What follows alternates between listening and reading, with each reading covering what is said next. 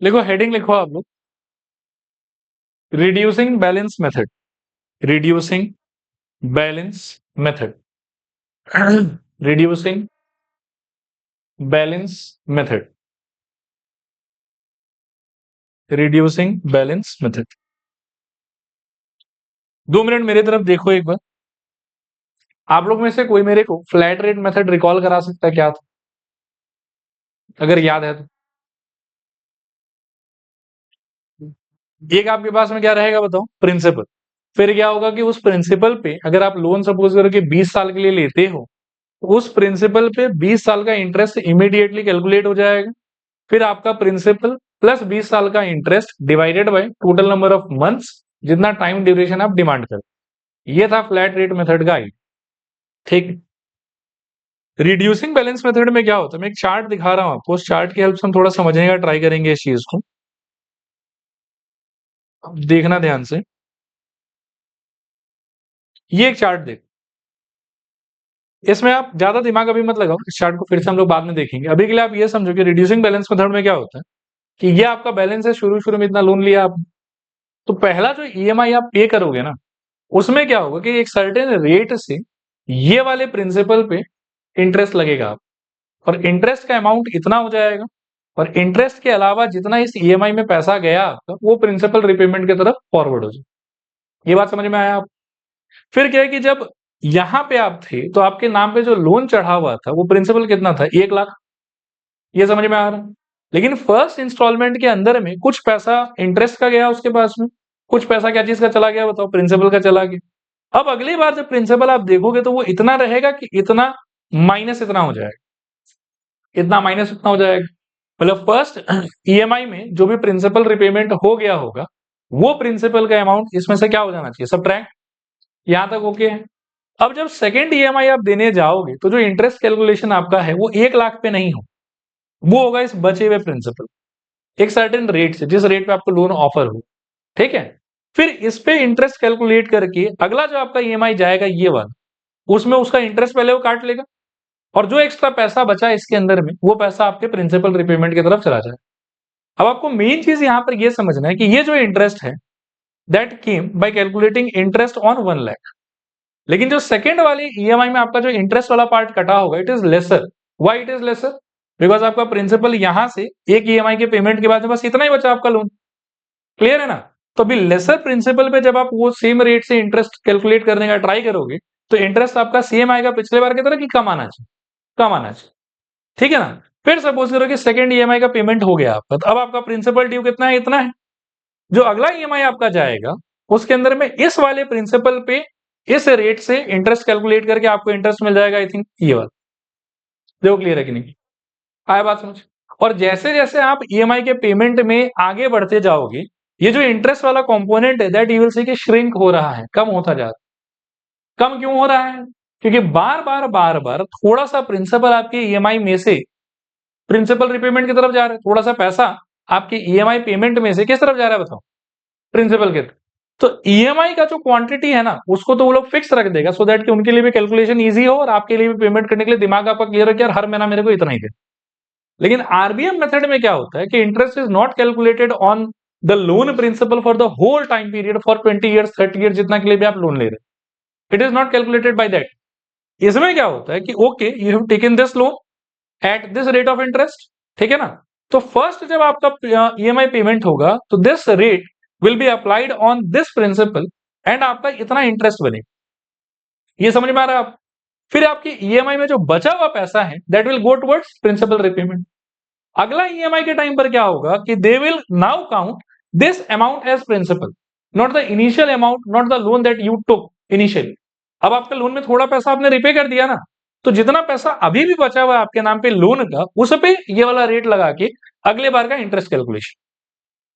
फिर मानो कि थोड़ा और प्रिंसिपल रिपे हो गया आपका, तो अगली बार इस नए वाले लोन प्रिंसिपल पे आपका इंटरेस्ट कैलकुलेशन, एंड ये इस तरीके से चलता जाता। इसीलिए जो इंटरेस्ट का वैल्यू है वो शुरू शुरू में सबसे ज्यादा होगा, फिर धीरे धीरे सिंस प्रिंसिपल रिड्यूस हो रहा है आपका, तो इस पे जो बनने वाला इंटरेस्ट है वो भी रिड्यूस होता जाएगा, और आपकी ईएमआई के अंदर जो ये प्रिंसिपल रिपेमेंट का कंपोनेंट ये बढ़ता जाएगा।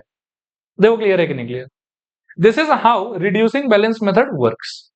On contrary flat rate method में फिर से बताओ क्या होता था, प्रिंसिपल पूरे टाइम पीरियड के लिए इंटरेस्ट, फिर interest plus principal divided by number of month, जितने दिन के लिए आप टाइम मांगो। Is the whole idea clear?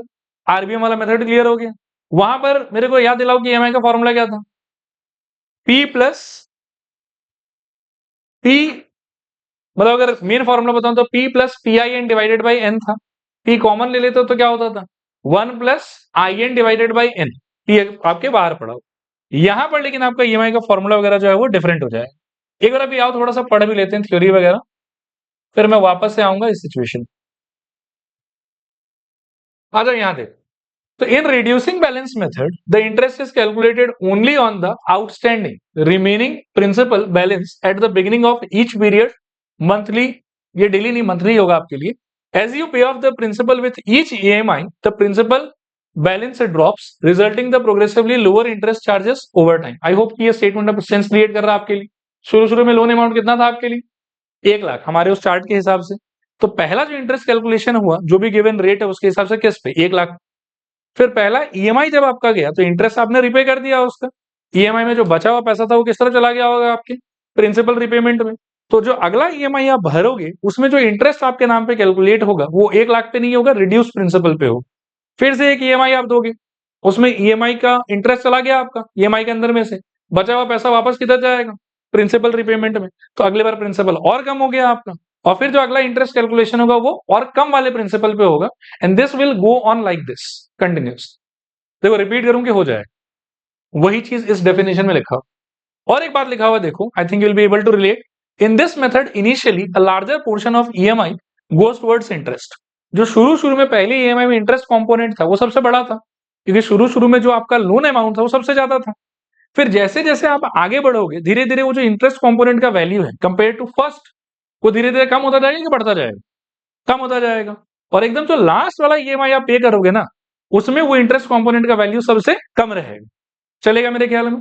और अगर प्रिंसिपल रिपेमेंट के एंगल से मैं सोचूं तो सबसे पहले वाले ईएमआई में प्रिंसिपल का जो रिपेमेंट हुआ होगा वो सबसे कम अमाउंट का हुआ होगा, और एकदम लास्ट वाले ईएमआई में प्रिंसिपल रिपेमेंट सबसे ज्यादा अमाउंट का हुआ होगा। यही बात यहां पर लिखा हुआ देखो कि in this method initially a larger portion of EMI goes towards interest, as time passes more of the EMI goes towards repaying the principal. चलेगा ये चीज, रिपीट करूं समझाने में कि हो जाएगा। अच्छा अगला देखो, ईएमआई का आपके लिए दो फॉर्मूला, एक फॉर्मूला ये ऊपर वाला EMI is equals to P I holding into 1 plus I whole to the power N divided by 1 plus I power N minus 1, और दूसरा वाला P I divided by 1 minus 1 plus I to the power minus N. अच्छा honestly बोलूं तो ये formula same है। बोलो ये कैसे? तो आप क्या कि इस ऊपर वाले में न्यूमरेटर डिनोमिनेटर को 1 plus I to the power N से अगर डिवाइड कर लेते तो यहां पर कैंसिल हो जाएगा, यहां पर कैंसिल हो जाएगा, और यहां पर 1 के फॉर्मेट होने की वजह से यहां पर क्या आ जाएगा बताओ, माइनस। ये समझ में आ रहा है? तो ये फॉर्मूला एग्जैक्टली सेम है, इसमें कोई डिफरेंस नहीं है। अब बात उठता है कि हम कौन सा यूज करेंगे। तो देखो हमारा पंगा क्या है कि हम जब इसको सॉल्व करेंगे ना, तो लास्ट में हमको इस टाइप का एक सपोर्टिंग वैल्यू चाहिए हो, बगैर इसके हम काम नहीं कर सकते। ये बात समझ में आया? जिन जिन क्वेश्चन में ये सपोर्टिंग वैल्यू आपको पॉजिटिव पावर के साथ में दिया हुआ रहेगा, उसमें आप ऊपर वाला फॉर्मूला यूज करो। और जिन जिन क्वेश्चन में जैसे थोड़ा आगे चलोगे तो क्वेश्चन नंबर, हाँ देखो इसमें जैसे नेगेटिव पावर का सपोर्ट दिया, तो इस टाइप के क्वेश्चन में आपको बाय डिफॉल्ट क्या यूज करना पड़ेगा, सेकंड फॉर्मूला। इसमें you don't have a choice, चलेगा। पॉजिटिव पावर का सपोर्ट मतलब फर्स्ट फॉर्मूला, नेगेटिव पावर का सपोर्ट मतलब सेकंड फॉर्मूला। क्लियर? लिखो सबसे पहले आप ये चीज कॉपी कर लो फटाफट।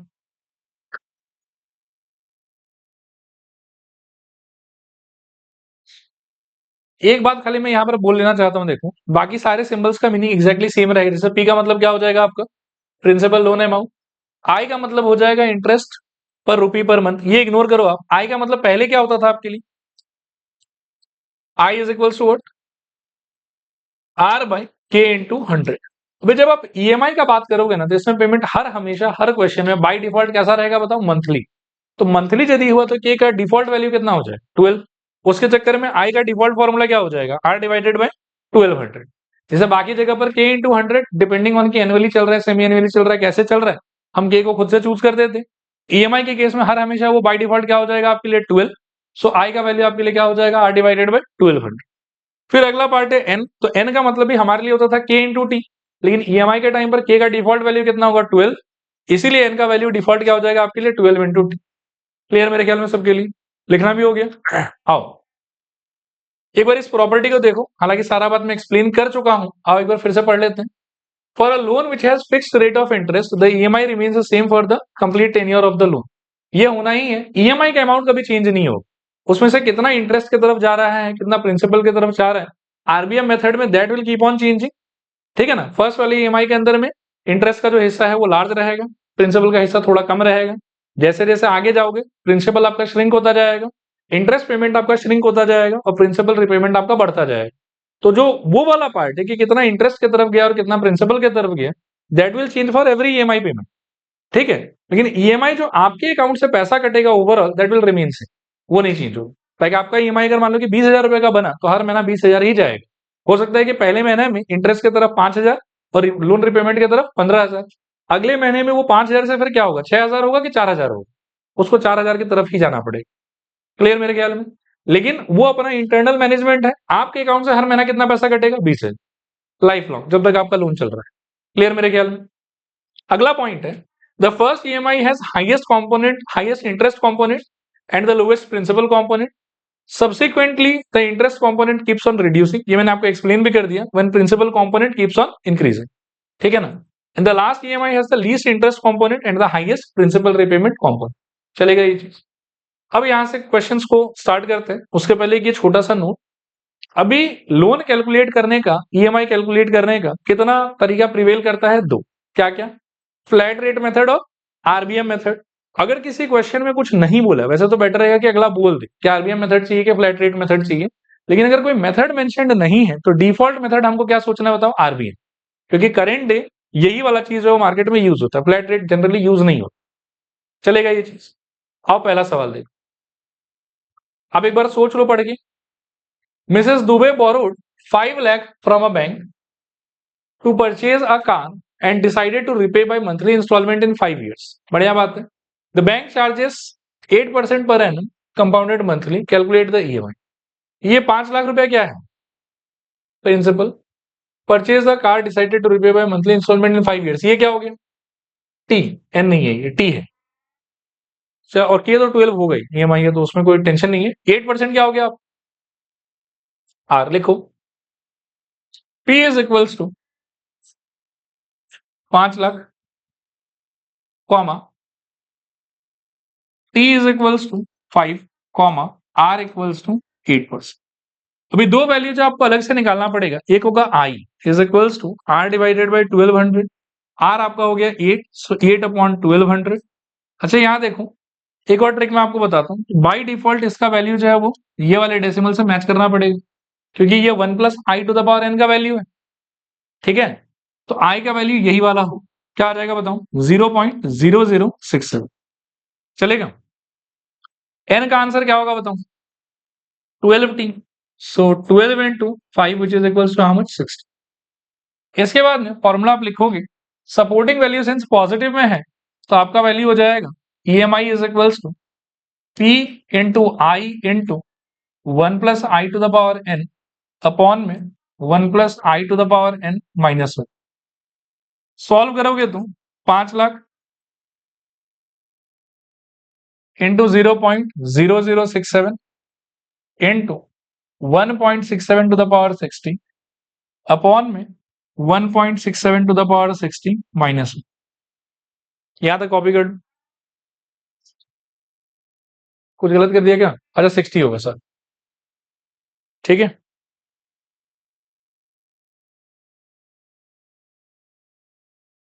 देन यहां तक इस वाले एक्सप्रेशन को किससे रिप्लेस कर सकते हो, 1.4928।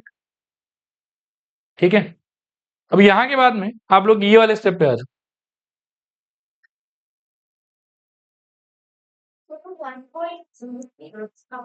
अरे यार हाँ हाँ, मैंने ध्यान नहीं दिया, सॉरी। ये था 1.0067 टू द पावर 60 और ये वाला भी था 1.0067 टू द पावर 60। ठीक कर लो इसको, चलेगा। एक स्टेप में और यहां से लिख देता हूं, फिर कैलकुलेशन अपन अगले पेज से देख लेंगे। 5 lakh into 0.0067 into 1.4928 divided by 1.4928 minus. ठीक है, चलो आगे। इसके आगे देखो, आप एक बार ये लिख के छोड़ दो, भाई कैलकुलेशन खुद से ट्राई करना। 10147.89 10147.89। 2 मिनट एक बार मेरी तरफ देखो, एक बात मैं बोल देता हूं। वैसे तो बेस्ट केस सिनेरियो यही रहेगा कि आप एक्चुअली इसको मल्टीप्लाई करो, फिर इसे डिवाइड करो और सब कुछ करो। इन केस अगर आपको ऐसा लग रहा है कि एकदम बहुत समय निकल गया है, आपको बस 5 मिनट में ये क्वेश्चन जैसे तैसे खत्म करना है, तो उस टाइम पर you can take the risk of round offing, थोड़ा सिंपल करने के लिए। इसको राउंड ऑफ करके यू कैन इमेजिन लाइक कि 1.49 ही होगा, इसको राउंड ऑफ करके यू कैन इमेजिन कि 0.49 ही होगा, और आप कर लो उससे। लेकिन क्या है कि थोड़ा मान लो कि 40-50-100 रुपए का डिफरेंस आएगा इस वाले फिगर। ठीक है, अच्छे आदमी के हाथ में आपका पेपर गया, नंबर नहीं कटेगा, आप वो समझ जाएगा कि ठीक है चलो राउंड ऑफ करके किया। इवन सीबीएसई ऑल्सो प्रपोजेस कि कोई कोई क्वेश्चन में वो लोग राउंड ऑफ करके आंसर बता रहे। मैंने एक एग्जांपल आपको शायद पहले दिखाया भी था कि राउंड ऑफ करके वो लोग आंसर दे रहे हैं, and there accepting both the answers, दोनों पे फुल मार्क्स मिल रहे हैं। लेकिन फिर भी आई विल सजेस्ट कि सेफ तो यही है कि आप एक्चुअल कैलकुलेशन करो। इन केस लेकिन अगर लग रहा है कि नहीं भाई नहीं हो पाएगा हमसे, समय एकदम नहीं है हमारे पास में, उस केस में आप राउंड ऑफ करके कैलकुलेशन कर लो, चलेगा। आओ अगले क्वेश्चन की तरफ, पढ़ो इसको फटाफट। Utkarsh purchased a laptop worth 80,000. He paid 20,000 as cash down and balance in equal monthly installments in 2 years. If bank charges 9% compounded monthly, calculate the EMI. लिखो P क्या होगा आपका, फटाफट लिखते जाओ। P इक्वल्स टू 60,000, फिर उसके बाद में R इक्वल्स टू 9% और T इक्वल्स टू कितना, 2 years। दो चीज आपको अलग से कैलकुलेट करना होगा। I equals to R by 1200, R का वैल्यू 9/1200, सॉल्व करने पे कितना हो जाएगा 0.0075, और n का value 12 into T, so 12 into 2 that is equals to 24। अब जो आपका फॉर्मूला है ईएमआई का, वो है P into I into 1 plus I power n upon 1 plus I power n minus 1। This is equals to P का answer 60,000 into I का answer 0.0075 into यहां पर 1.0075 to the power 24 divided by 1.0075 to the power 24 minus 1। ठीक है, values replace करूं, 60,000 into 0.0075 into यहां से आ जाएगा आपके पास 1.1964 whole thing divided by 1.1964 minus 1। ठीक है,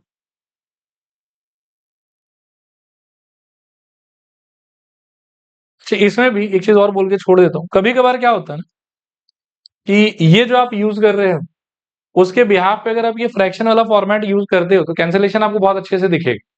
तो उसमें थोड़ा स्मार्ट बनना। ऐसे मैं तो मान लो कि बार बार इसको देख के इसको इससे रिप्लेस करता जाऊंगा, लेकिन अगर आपको ऐसा फील हो रहा है कि यार यदि हम ये फ्रैक्शन वाला फॉर्मेट यूज करते और 1200 पूरा पक्का कट जाता, पूरा कटे तो ही यूज कर।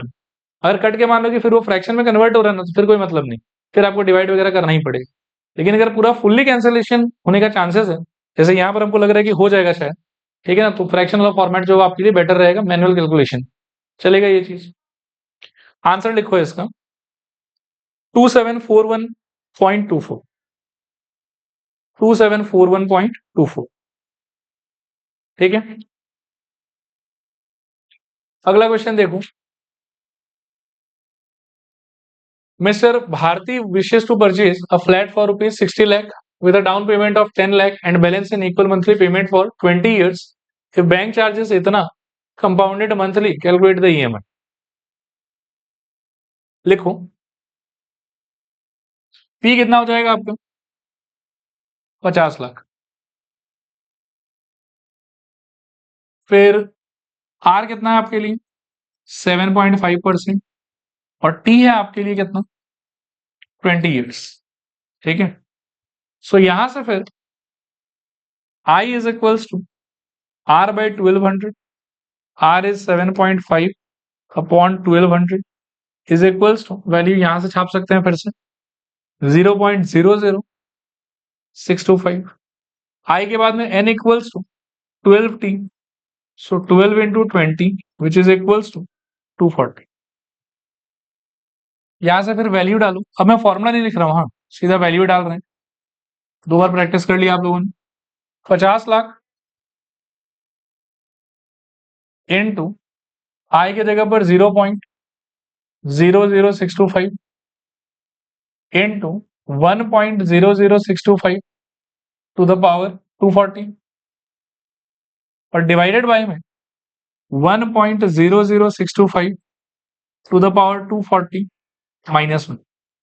This is equals to 50 lakh into 0.00625 holding into इसका वैल्यू कितना 4.4608 और नीचे ना 1 माइनस करके डायरेक्ट ही लिख देता हूं 3.4608, 3.4608 चलेगा यहां तक। कर लो कॉपी कर लो बचा तो।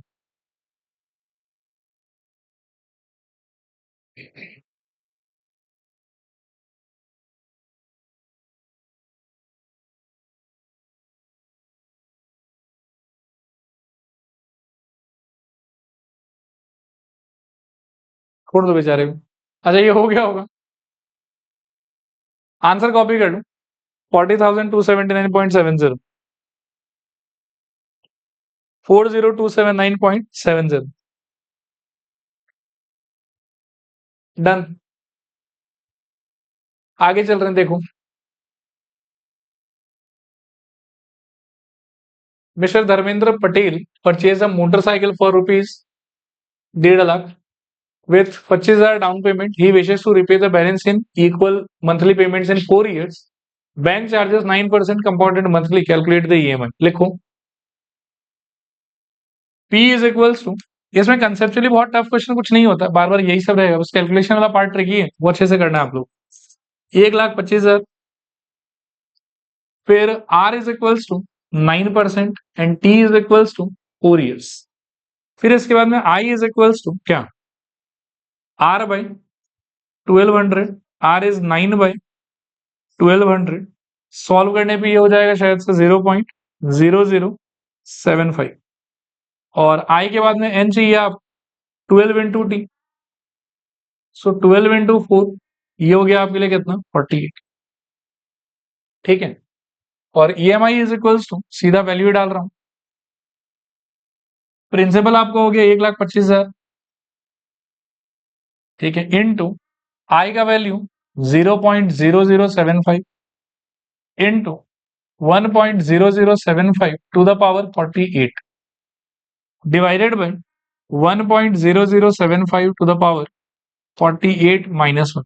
ठीक है, this is equals to 1,25,000 into 0.0075 into इसका वैल्यू आपको दिया हुआ 1.4314 डिवाइडेड बाय 1.4314 माइनस 1। पहुंचो यहां तक पहुंचो, डन। चले आगे, वैल्यू लिख लो 3,110.66, 3,110.66। ठीक है, डन। इसको देखो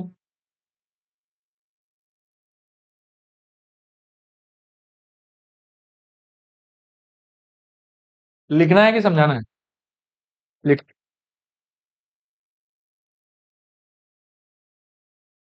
अच्छा सुनो, आगे चल रहे हैं। देखो इसको देखो तुम, ये पहला सवाल है जिसमें हम वो नेगेटिव वाला फॉर्मूला यूज करेंगे, बिकॉज नेगेटिव वैल्यू दिया हुआ है हमको। सुरजीत परचेज, और इसमें शायद आइडिया भी थोड़ा अलग है, हाँ ध्यान से सुनते जाना। Surjeet purchase a new house costing 40 lakh and made a certain amount of down payment so that he can pay the balance by taking home loan from XYZ bank. If this equated monthly installment is इतना, ये EMI का साक्षात value दे दिया आप, ठीक है। Down payment का पता नहीं है, अगर मन में एक से सोच लो। एट 9% मतलब ये आर हो गया आपका। Interest compounded monthly, RBM method ये भी मेंशन कर दिया, पेएबल फॉर 25 ईयर्स, तो ये क्या हो गया आपके लिए T. Then what is the initial down payment made by him, आपको डाउन पेमेंट पूछा हो, क्लियर है यहां तक। अभी एक बात बताओ कि डाउन पेमेंट कितना दिया, ये कैसे निकाल सकता है, ये कैसे निकाल सकते हैं? 40 लाख माइनस डाउन पेमेंट कितना दिया, एक्स की तो डाउन पेमेंट है। घर कितने का था बताओ, अब ध्यान से सुनना, मैं बता रहा हूं कैसे निकलेगा, 2 मिनट मेरी तरफ देखो। घर कितने का था, डाउन पेमेंट कितना था नहीं पता हमको, एक बार उसको कितना मान लोगे बताओ, एक्स। आपको ईएमआई पता है कितना करके जा रहा है, आपको आर पता है, आपको टी पता है, तो आप आई और एन वगैरह निकाल सकते हो। और ईएमआई के फॉर्मूले में से ध्यान से सुनना मैं क्या बोल रहा हूँ, ईएमआई के फॉर्मूले में वो जो पी होता है वो क्या होता है, प्राइस ऑफ द हाउस होता है कि लोन टेकन होता है, लोन टेकन होता है। उस फॉर्मूले के अंदर में मुझे ऐसा लगता है कि मुझे सब कुछ पता है इस वाले क्वेश्चन के हिसाब से, एक्सेप्ट पी नहीं पता। अब मैं सॉल्व करके पी निकाल सकता हूँ, वो जो पी आएगा वो क्या रिप्रेजेंट करेगा, घर का प्राइस कितना था कि लोन कितना लिया, कि क्या लोन कितना लिया, लोन कितना लिया। अब जितना लोन लिया प्लस जितना डाउन पेमेंट दिया, वो दोनों मिला के किसके इक्वल होना चाहिए, 40 लाख, क्योंकि 40 लाख में से जितना डाउन पेमेंट दिया बचा हुआ पैसा का लोन लिया होगा। क्लियर है मेरे ख्याल में। तो ईएमआई के फॉर्मूला में से पहले हम क्या निकालेंगे बताओ, पी। पी निकलने के बाद में P plus X should be equal to how much, 40 lakh, वहां से हमारे पास में एक्स का आंसर आ जाए। Is that okay? लिखो, नए पेज भी कर लेते हैं इसको। इसमें लिखो ईएमआई इज इक्वल टू कितना दिया बोलो, 30,000 दे दिया आप। फिर लोन इक्वल्स टू, आप एक बार पी पकड़ लो यहाँ पे, R equals to rate of interest कितना था, 9%। टाइम कितना था आपका, 25 साल शायद। अब आई का फॉर्मूला के हिसाब से क्या होना चाहिए, R by 1200 which is equals to 9/1200 which is equal to 0.007, ठीक है। Comma N equals to 12 into T, तो 12 इंटू कितना, 25, and this is equals to I think 300 आएगा, ठीक है। फॉर्मूला मैं जानबूझ के इसको देखते हुए नेगेटिव वाला फॉर्मूला यानी कि सेकंड वाला लगाऊंगा। So EMI is equals to, देखना, P I divided by 1 minus 1 plus I to the power minus N, ये था ईएमआई का value 30,000 equals to principal P नहीं पता मेरे को इंटू 0.075 डिवाइडेड बाई 1 माइनस, अच्छा 2 0 होगा ना शायद इसमें, 0.075 divided by 1.0075 to the power कितना, -300, जिसका वैल्यू क्वेश्चन में दिया हुआ आप 0.1062। सो 30,000 is equals to P into 0.0075 whole thing divided by 1 minus 0.1062 चलेगा। ये 1 माइनस 1 पॉइंट मतलब 0.1062 कितना आएगा, कैलकुलेट करके बताओ तुम। 8938, 0.8938, यहां पर क्या रहेगा बोलो, 30,000 ऊपर P इंटू 0.007, चलेगा यहां तक सब कुछ। अब बस क्रॉस मल्टीप्लाई वगैरह करना है। सो P इक्वल्स टू कितना, 30,000 इंटू 0.8938 डिवाइडेड बाई 0.0075, चलेगा ये चीज। ये कैलकुलेट करना होगा आप लोग को। सो यहां से पी आएगा 35,75,200 ई इज इक्वल्स टू 35,75,200 ये पी आ जाएगा आपको। एक बार लिख लो यहां तक। मैं फिर से पूछूंगा, ये पी क्या है? लोन। और लोन और डाउन पेमेंट मिला के क्या होना चाहिए? Price of house. ठीक है, लिखो ये 40 लाख लिखना। यहां तक हो गया ना सबका? आगे लिख। नाउ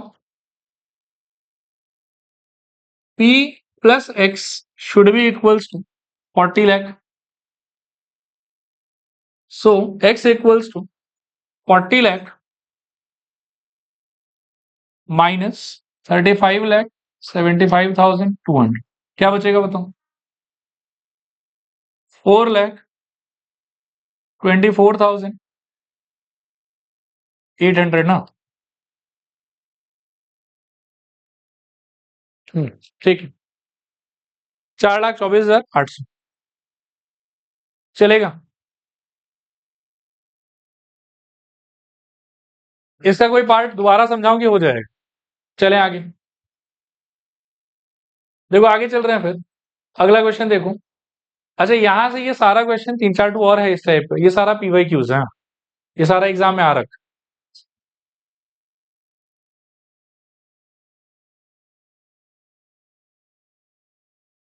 ठीक है, आगे चल रहे हैं देखो।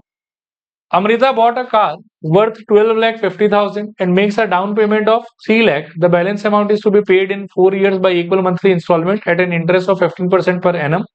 Find the EMI that Amrita has to pay for the car. अब देखो इसको लिखो मत, आप 2 मिनट मेरी तरफ देखो, हो गया, काफी क्वेश्चन लिख लियो आप लोग। आंसर वांसर है ही, जरूरत पड़े तो मैं दे दूंगा आप ये वाला पीडीएफ। ठीक है, बात करते हैं थोड़ा सा। कार टोटल था कितने का? 12,50,000। कितना का डाउन पेमेंट हो गया? 3 लाख। तो कितना लोन लेना पड़ा? 12,50,000 minus 3 lakh which is equals to 9,50,000 which is equals to 9,50,000। तो पी आपका हो गया 9,50,000। फिर उसके बाद में आपका ये जो 4 है ये क्या हो गया बताओ? टी। और ये अगर टी है तो आपका एन कितना हो जाएगा? 4 × 12 विच इज इक्वल्स टू 48। यहां से भी वेरीफाई कर सकते हो। फिर आपका रेट ऑफ इंटरेस्ट कितना है? 15%। तो आपका आई का वैल्यू क्या हो जाएगा? 15 डिवाइडेड बाई 1200। सॉल्व करके कितना? 0.0125। सिंस ये नेगेटिव पावर है तो फॉर्मूला कौन सा यूज करोगे? सेकेंड वाला। क्या था वो formula? EMI is equals to PI divided by 1 minus 1 plus I whole to the power minus N. फिर वैल्यूज आलो, सॉल्व करो, आपका आंसर आ जाए।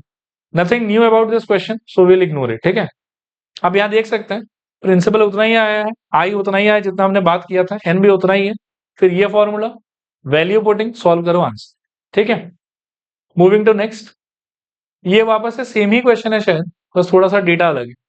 Amrita buys a car for which she makes a down payment of is worth 2.5 lakh and the balance to be paid in 2 years by monthly installment of इतना each. If the financier charges interest at इतना, find the actual price of the car. तो ये question कर लेते हैं, थोड़ा बढ़िया question. एक बार आप फिर से पढ़ लो तो फिर बात कर।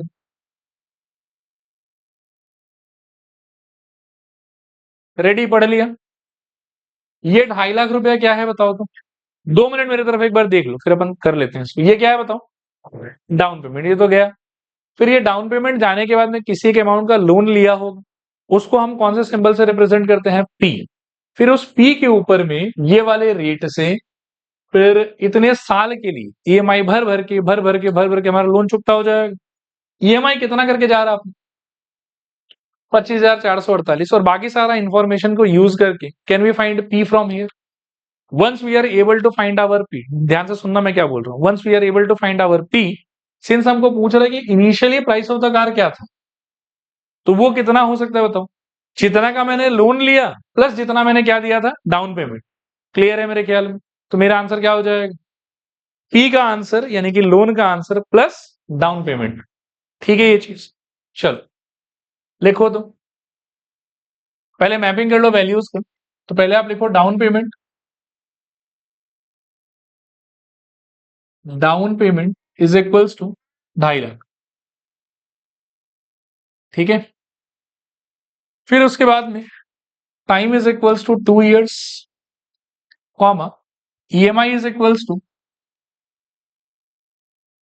25,448, ठीक है। Rate of interest R is equals to 20%, चलेगा मेरे ख्याल में। आ जाओ, I इज इक्वल्स टू क्या होगा बोलो, R बाई 1200 होना चाहिए, विच इज इक्वल्स टू कितना, 20/1200। सही कह रहा हूं, जैसे काटा पीटी करोगे तो क्या होगा, 1 1 और ये कितना 60, ठीक है। तो I is basically equal to how much, 1/60, is that okay. And what about n, वो कितना होगा, 12 into 2 that is equals to 20। Now situation जैसा है उसके अकॉर्डिंगली फॉर्मूला कौन सा यूज करना चाहिए आपको, नेगेटिव वाला। तो लिखो EMI is equals to PI by 1 minus 1 plus I to the power minus, EMI का answer 25,448 is equals to P you are trying to find, I के जगह पर आई थिंक 1/60 आया, राइट। तो 1/60 ऐसे रहने दो, डिवाइडेड बाई 1 माइनस, अच्छा 1 प्लस 1/60 का वैल्यू कितना होगा, 61/60, तो मिला के लिख देता हूं -24, राइट। चलेगा ये चीज। फिर इसी का आंसर 61/60 टू द पावर -24 आपको दिया हुआ 0.67253। So 25,448 is equals to P divided by 60 by 1 minus 0.67253, ठीक है। अब यहां से 25,448 is equals to P by 60 divided by, ये कितना आ रहा है बताओ, 32,747, क्रॉस मल्टीप्लाई कर लो, अब हो गए। तो 25,448 इंटू 0.32747 इंटू ये 60 भी नीचे उतर के क्रॉस मल्टीप्लाई ही होगा, इक्वल्स टू P। ये सारा कैलकुलेशन फिर से आपको मेन एग्जाम में बहुत टफ लग सकता है, मैं फिर आपको रिमाइंड करा दूं कि आप इसको राउंड ऑफ कर सकते अगर आपको लग रहा है कि नहीं हो पाएगा हमसे, ठीक है। और P का आंसर आपका यहां से निकलेगा, देखो 5 लाख, और ये लोग भी देखो अप्रोक्स लिख रखा है, ठीक है। वैसे 5 लाख समथिंग आता है, लेकिन चलो ठीक है, हम भी बोर्ड पे फॉलो कर लेते हैं। P is equals to 5 lakh approx, 5 lakh approx. जब P आपका फाइनल आंसर है क्या, फाइनल आंसर में क्या करना होगा, P प्लस डाउन पेमेंट लिखो। Therefore price of car equals to, price of car is equals to, देखो 5 lakh plus 2,50,000, this is equals to 7,50,000, this is equals to 7,50,000। चलें आगे, इसके पहले वाला अच्छा क्वेश्चन, ठीक है। अगला क्वेश्चन देखो,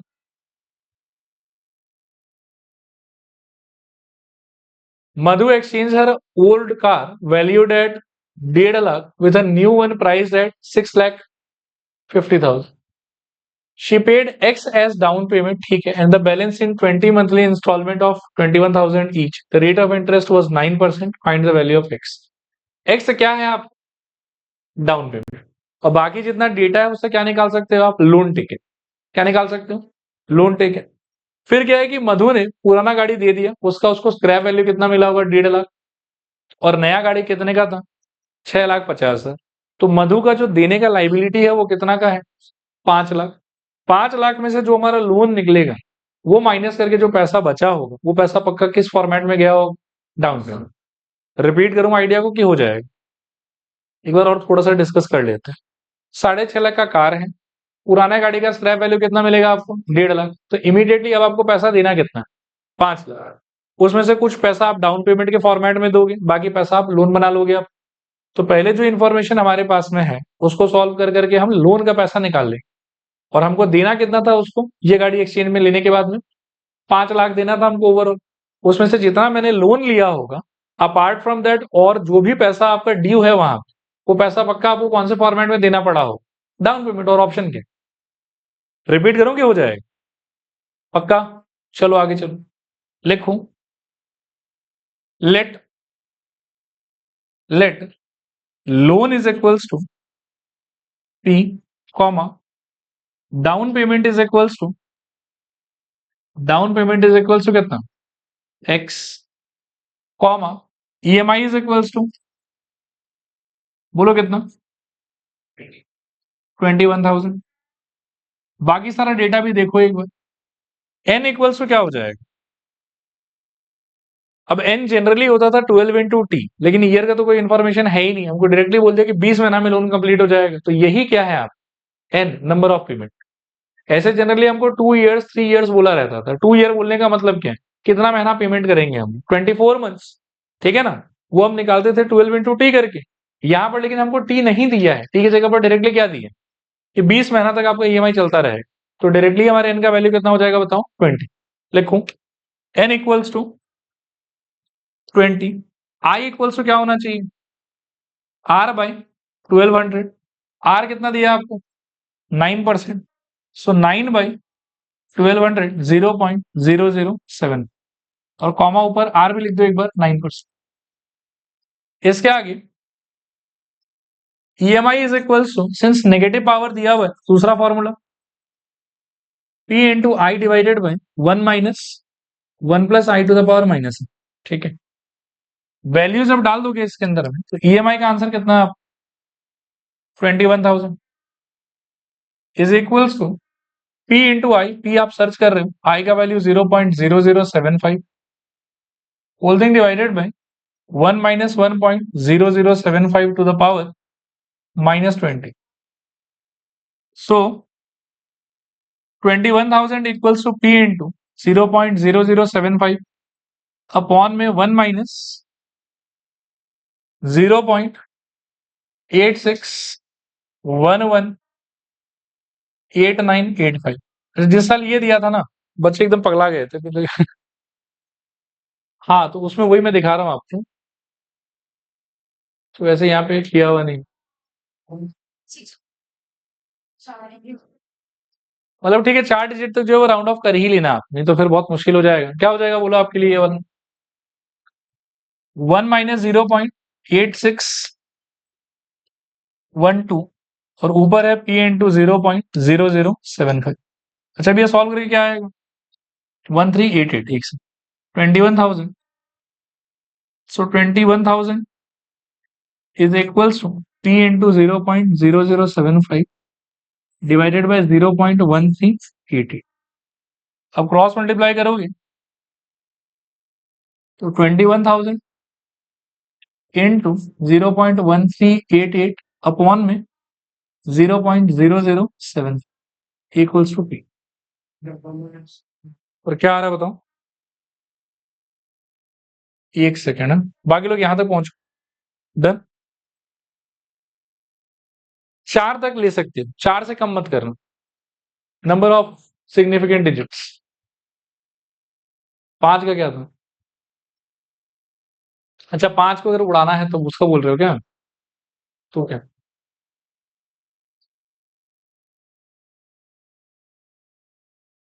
मैं आता हूं उस पर, पहले ये पी बताओ मेरे, पी कितना आ रहा है अल्टीमेटली,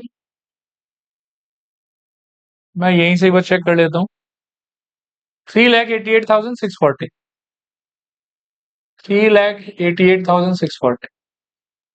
अच्छा सुनो, यहां देखो एक बार, ये पी क्या है आप, कि कितना आपको लोन लेना पड़ा, ठीक है। मैं कहानी एक बार और सुनाता हूँ, फिर अपन फाइनल स्टेप लिखेंगे इसमें, एक सेकंड रुको। सीन ये था कि मान लो कि आप गए दुकान, आपको एक गाड़ी पसंद आया जिसका दाम था 6,50,000। आपके पास एक पुराना गाड़ी है, नया जब ले ही लोगे तो पुराने का काम नहीं है आपके जीवन में, आप बोलोगे ठीक है इसको एक्सचेंज में ले लो। उस गाड़ी के बदले में आपको मिला इतना स्क्रैप वैल्यू, तो पहले आपको गाड़ी का इतना देना था, लेकिन सिंस आप ये गाड़ी एक्सचेंज में डाल रहे हो तो उसका इतना पैसा मिल रहा है आपको, तो ये चीज इसमें से माइनस हो गया। अब और कितना पैसा देना सो दैट कि नया गाड़ी मिल जाए आप, 5 लाख, ठीक है। उसमें भी you are thinking, you are planning कि थोड़ा पैसा जितना मेरे पास अवेलेबल है, let us give this money as down payment, and जो भी बचा हुआ आपका अमाउंट है, क्योंकि गाड़ी तो तभी मिलेगा ना जब पूरा पैसा दे दोगे आप, तो इसका 1.5 लाख तो आप इसके थ्रू दे दिए, और 5 लाख देना था आपको, उसमें से कुछ ही पैसा आपके पास है, तो जो पैसा आपके पास है that you will give as down payment. कितना दिए वो नहीं पता, उसको एक्स लिया गया, और rest of the money you will take as what, loan. अब लोन कितना लोगे उसके लिए काफी इंफॉर्मेशन है, और आपको पता चला कि लोन आपने इतना का लिया था, ओवरऑल पुराना गाड़ी देने के बावजूद भी टोटल कितना पैसा देना था, 5 लाख, जिसमें से इतना आपने लोन करवाया है, मतलब जो बचा हुआ पैसा है इन दैट 5 लाख वो आपने एज अ डाउन पेमेंट दिया हो। इसको गलत बोल रहा हूं क्या?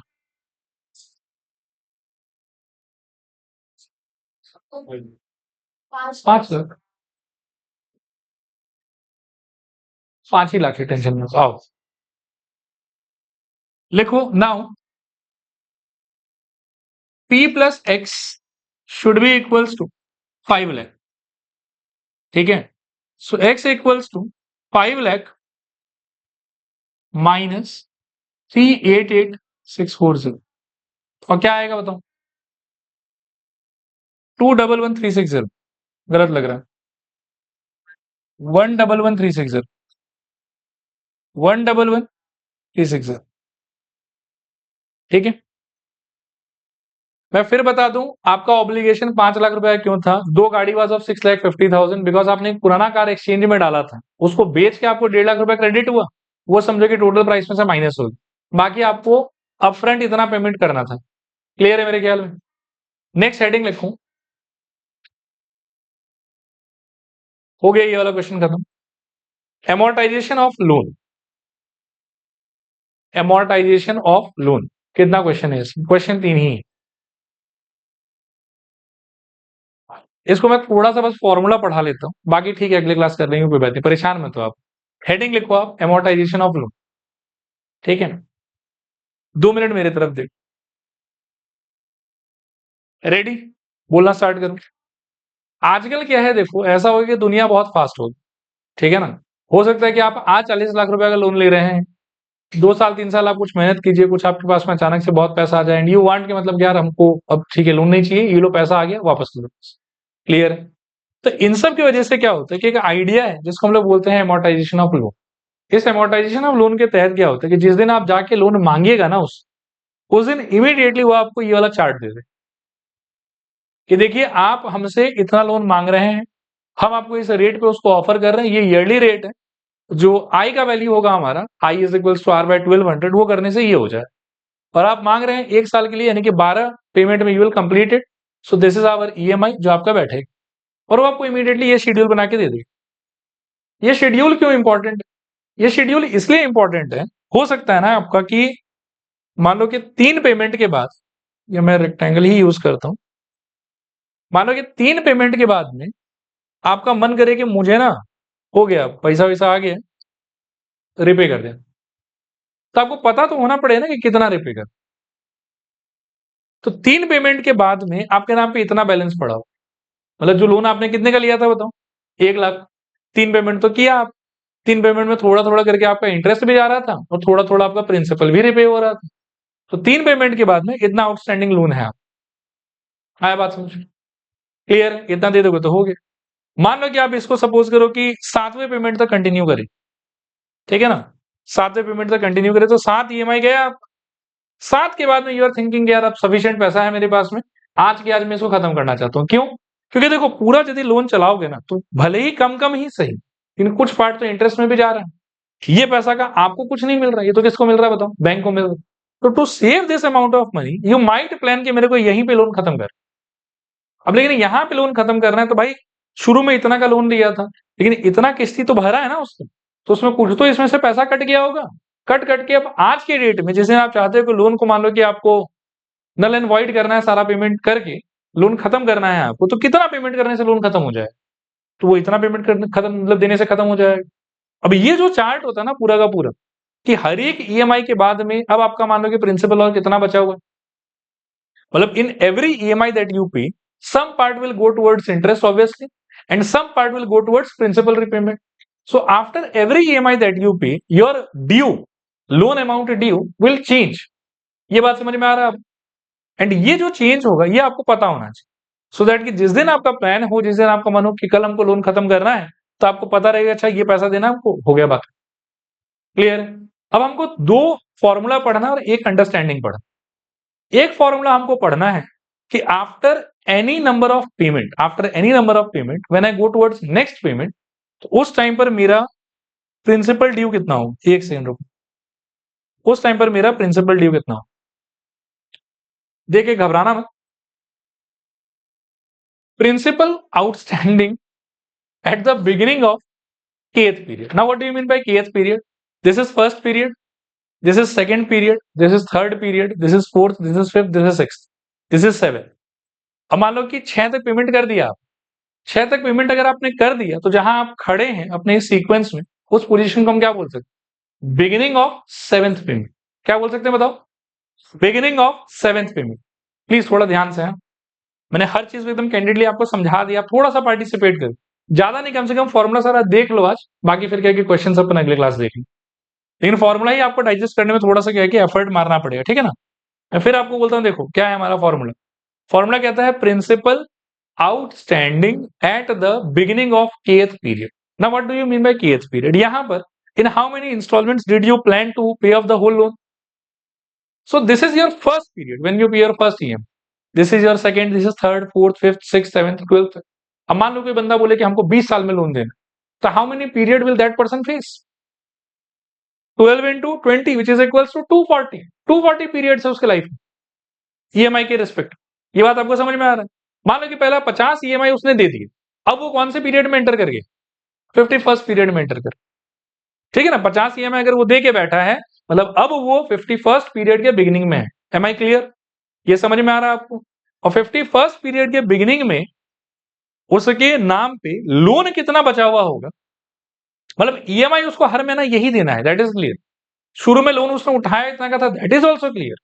लेकिन सडनली किसी एक पोजीशन पे जाके, इस पोजीशन पे मैं अगर दिखना चाहूं कि भाई मेरे नाम से प्रिंसिपल कितना और ड्यू है, आ रहा है बात समझ? अच्छा, इसका भी प्रिंसिपल मैं आपको सच्ची बताऊं, इसका प्रिंसिपल ड्यू ये है, ये पेमेंट जब जाएगा तो उसमें से ये इतना ईएमआई जाएगा आपका, इतना चला जाएगा आपका प्रिंसिपल की तरफ, इतना चला गया इंटरेस्ट की तरफ, ये बचा आपके नाम से, ठीक है ना। तो when you are at the seventh period and you somehow want to know कि अभी मेरे लोन में से, प्रिंसिपल में से कितना कट गया और अब कितना और ड्यू है मेरे नाम पे, तो ये चीज पता करने के लिए directly there is a form, ठीक है। अच्छा, अभी तक इतना कॉम्प्लिकेटेड क्वेश्चन कभी आया नहीं है, बट व्हेन आई से beginning of seventh period, I could also say कि एंड ऑफ सिक्स्थ पीरियड। बात देखिए, छठा लोन मैंने दे दिया, अब मैं सातवां लोन देने वाला हूं, तो सातवां लोन अगर देने वाला हूं तो I am standing at the beginning of seventh period, but the same position could be also said as ending of sixth period. चलेगा? इसमें आप principal outstanding at the beginning of kth period, या फिर principal outstanding at the end of k minus oneth period, इससे एक पीछे। अगर kth मतलब 50वां है तो एक पीछे मतलब 49, केथ मतलब अगर 100वां है तो एक पीछे मतलब 99। ये समझ में आया आपको? पर इस पोजीशन पे आपके नाम पे अभी भी कितना लोन पड़ा हुआ है, आपके लोन का कितना प्रिंसिपल पड़ा हुआ है, वो हो तो गया ये वाला अमाउंट, बट इसको ढूंढने का there is a direct formula. Are you able to relate? पक्का? वो फॉर्मूला ये वाला, देखने में भयानक है थोड़ा सा। ईएमआई अपने पुराने फॉर्मूले into 1 plus I to the power N minus k plus 1 minus 1 divided by I into 1 plus I to the power N minus k plus. Again you don't need to worry, मतलब question के अंदर में क्या कि ये supporting value दिया रहेगा, तो you will be able to handle, कोई इशू नहीं। ये समझ आया आपको ये क्या बताता है? सेकेंड फॉर्मूला जो अपने को पढ़ना है वो क्या चीज का है, सुनो। जैसे मान लो कि सडनली आपने 10th पेमेंट करा, तो 10th पेमेंट में ध्यान से देखना, यहाँ पे ये होगा ना आपका सारा का सारा सेटिंग। अभी 10th पेमेंट आपने कर दिया, आप तो हर बार क्या कि सेम अमाउंट का पेमेंट कर रहे हो, आपका पेमेंट तो कभी चेंज नहीं हो रहा है। Now you are interested in knowing कि ये वाले पेमेंट में मेरा जो इंटरेस्ट कटा होगा ना, वो कितना कटा होगा। Suddenly you are interested in knowing कि 10th पेमेंट के अंदर में मैंने तो इतना पैसा दिया, ये मेरा ईएमआई हो गया, और आप जानना चाहते हो कि इस ईएमआई में से इंटरेस्ट के नाम पर कितना पैसा गया, मतलब कि ये वाला फिगर। वो चीज भी आप डायरेक्टली फॉर्मूला से फाइंड कर सकते। वो फॉर्मूला देखो एग्जैक्टली इसी के जैसा है, बस थोड़ा बदलाव है उसके अंदर में कि नीचे यू विल सी कि ये आई का फैक्टर नहीं, exactly same form. And this gives us interest paid in the kth installment. Again आप याद रखना कि every installment for you, every installment is same, that installment itself is called what, EMI. चलेगा? तो पहला फॉर्मूला आपको बता रहा था कि सर्टेन सेवेंथ पेमेंट अगर आप करने वाले हो, इस मोमेंट पे आपके नाम पे प्रिंसिपल ड्यू कितना होगा, इस मोमेंट पे आपके नाम पे प्रिंसिपल ड्यू कितना होगा, ये उस चीज का फॉर्मूला। दूसरा फॉर्मूला मैं आपको बताऊंगा कि अगर 10th पेमेंट किया है आपने, तो उसमें आपने तो ईएमआई में इतना ही दिया होगा, इसमें से कितना पैसा टुवर्ड्स इंटरेस्ट गया होगा, that you can find by that second formula. फिर रिपीट करूं कि हो जाए। इसके बाद में कॉमन सेंस वाला बात, कि अगर मेरे को पता चले कि मेरा ईएमआई इतना है, इंटरेस्ट की तरफ ये कंपोनेंट गया है, तो अगर मैं अब जानना चाहूं कि प्रिंसिपल में कितना गया होगा इन दिस इंस्टॉलमेंट, तो ईएमआई का value minus interest that went towards interest payment. Should I repeat कि हो जाएगा? पक्का? देख लो भाई, पहला वाला क्या है, principal outstanding at the beginning of kth period. इसका मीनिंग फिर बता देता हूं, सातवां पेमेंट करने वाले हो, अभी आपके नाम पे प्रिंसिपल कितना ड्यू है वो बताएगा ही आप। Second formula is interest paid in the kth installment payment. मतलब मान लो कि सातवां इंस्टॉलमेंट के नाम पे दिया तो आपने इतना, अब आप जानना चाहते हो कि इसमें से इंटरेस्ट की तरफ कितना पैसा गया, तो वो आपको वो सेकंड फॉर्मूला बता देगी। अगर इसी में से आप जानना चाहते हो कि प्रिंसिपल में कितना पैसा गया, तो भाई ईएमआई फिक्स है, इंटरेस्ट में अगर इतना गया है तो दिस माइनस दिस ऑब्वियसली किस तरफ गया हो, प्रिंसिपल की तरफ गया हो। तो ईएमआई का value minus interest that went towards interest payment is equals to principal repayment कितना हुआ इस वाले इंस्टॉलमेंट।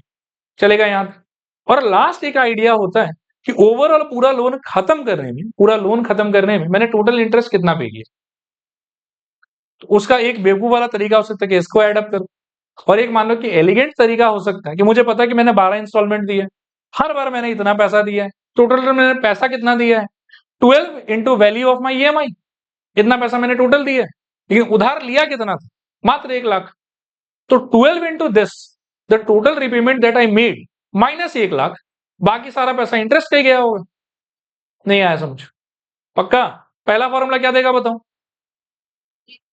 नेक्स्ट पेमेंट के पहले अभी मेरा प्रिंसिपल ड्यू कितना, अच्छा नेक्स्ट पेमेंट मतलब पीरियड, 50वां पेमेंट है कि 60वां पेमेंट है कि 70वां पेमेंट है कि 21वां पेमेंट है कि कौन सा।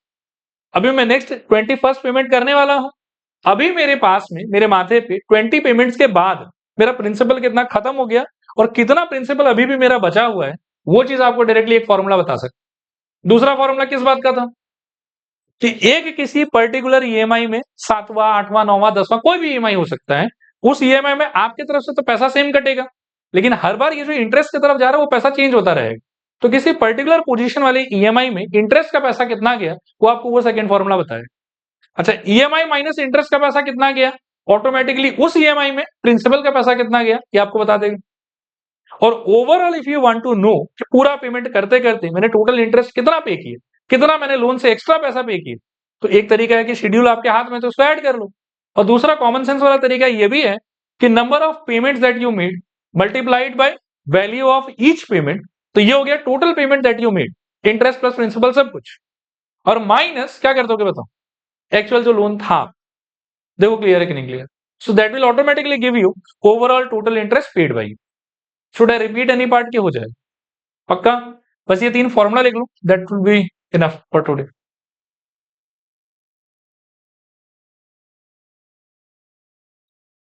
अच्छा चलो आगे चल रहे हैं, इसको कॉपी करो फटाफट।